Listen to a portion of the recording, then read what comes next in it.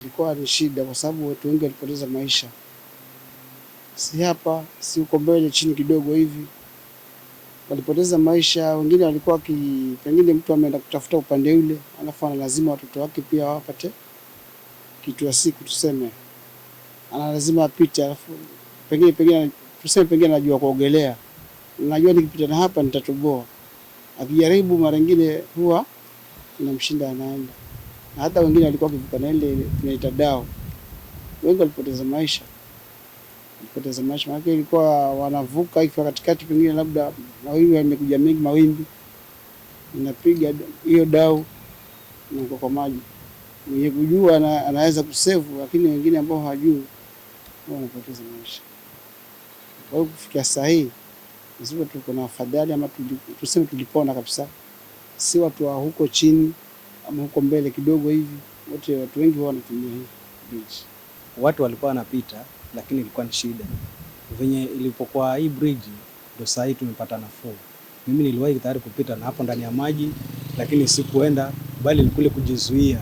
Lakini kuna baadhi ya wengine walienda na wakaenda na mamba pia hivyo yani. Kwa hivyo tunashukuru venye ilivyokuwa hii bridge. Ilikuwa kama kuna mafuriko kama hivi, tunatumia tu boti. Kama mafuriko ni kidogo na bridge bado haijakuwa, tunapita tu na mguu. Kama uko na bike, kuna mzigo, nashukisha mzigo, alafu ndo unaenda.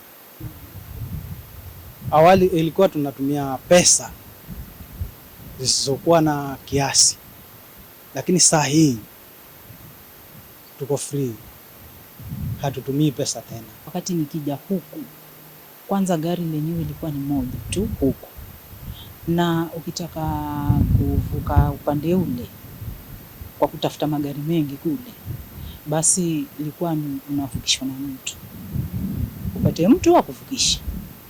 Saa zingine yule mtu kama hutamshika vizuri anakuachilia.